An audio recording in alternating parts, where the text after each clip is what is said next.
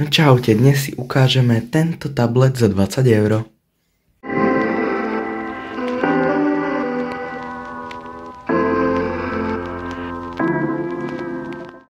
Ja viem, vy ste chceli video o tom, ako robím PC setup z mobilného zariadenia, lenže som zistil, že ani jeden mobil, ani tablet, čo mám doma, nepodporuje zdieľanie obrazovky cez USBčko. To znamená, že som našiel na Bazoši zadarmo nejaký tablet, ktorý má HDMI. Tak toto si ukážeme v najbližšom dieli. Ale teraz poďme na tento tablet. Tento tablet je Huawei MediaPad 3 7 palcov.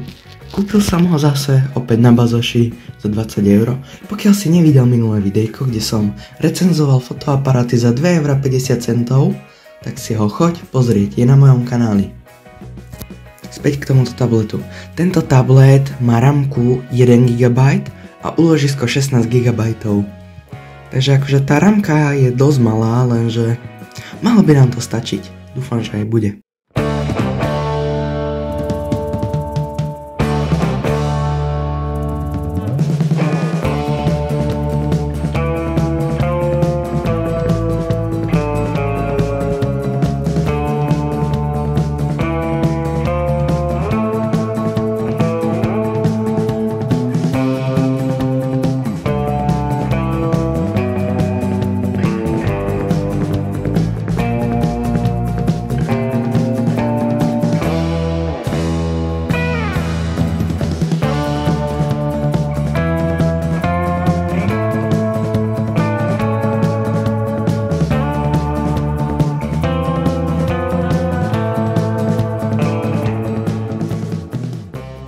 Tak a teraz sa opýtame tu umelej inteligencie, čo nám o tom povie. Tak, ale tu si to stopneme. Pokiaľ vás nezaujíma táto špecifikácia tohto tabletu, tak si to preskočte na zábavnejšiu časť, kde ho budeme testovať, ako sa na ňom hrá. Poďme na to.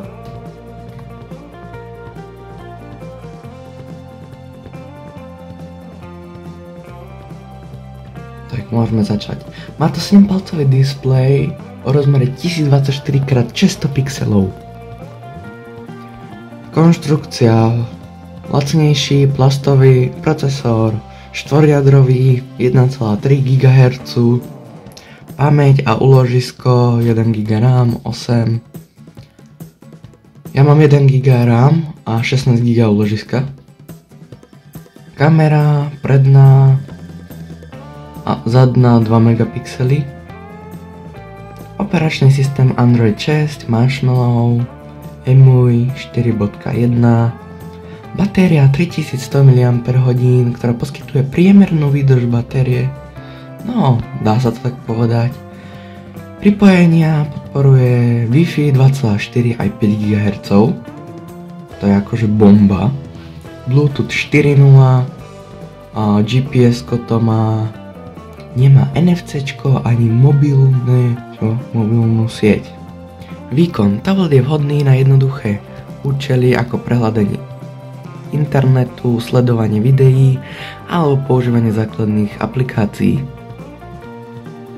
Cena zvyčajne stojí okolo $100, cca 90 €. Je dostupný vo viacerých regiónoch vrátane Európskej únie a Ázie.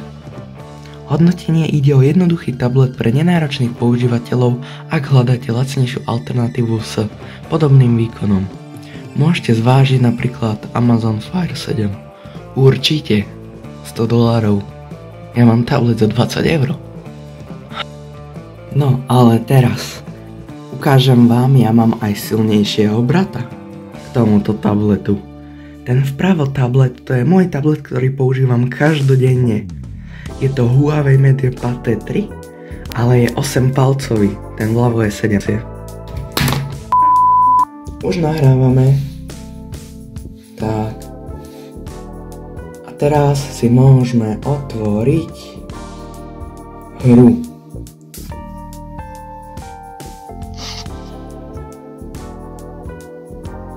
Som zvedavý, ako to pôjde, keď nahrávam. Čo si takého zahráme? Hadiť je asi klasika.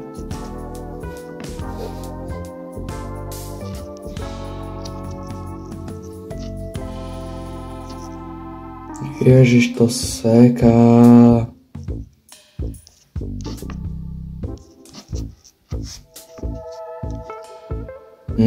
Sa nedá hrať, seká.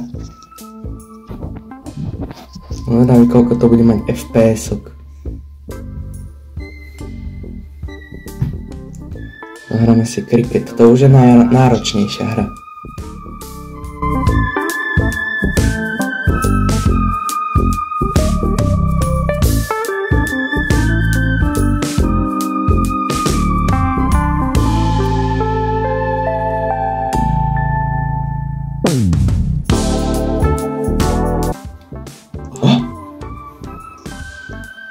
Konečne.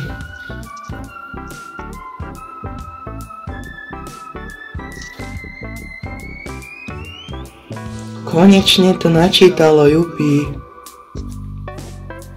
Ale nereaguje. Znova.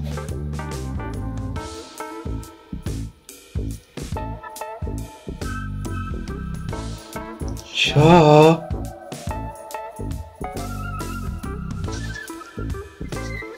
No tak.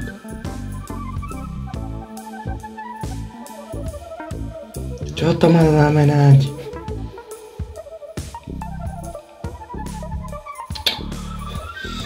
Dobre, táto hra funguje bez problémov. Ale načítavala sa koľko? 8 minút? To bola katastrofa.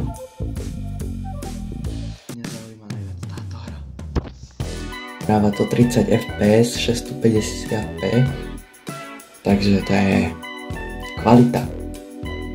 Normálne 4K.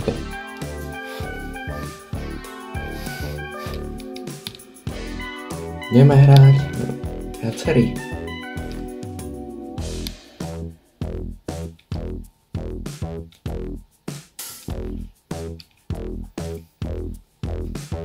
Túto hru občas hrávam. Tak, keď ju budete aj vyhrať, volá sa Rally Fury, moje meno je Matus Hrách, môžete si zahrať.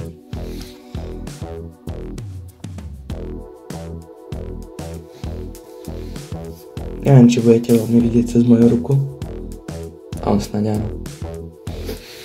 Keď vyskúšame takto. Takto by ste mali vidieť.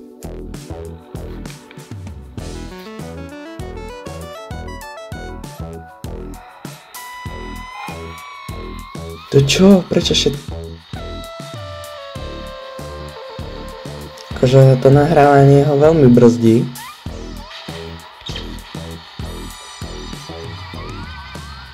Neviem si predstaviť, kebyže nahrávam 4K. Čo to robí?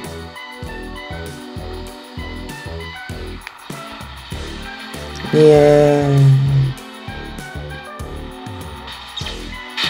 Tak, timelapse. Ja.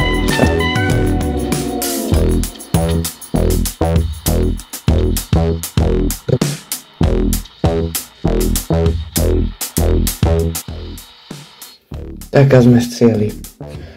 Akože to nahrávanie obrazovky je katastrofa. To vám poviem hneď. To nahrávanie obrazovky je katastrofa.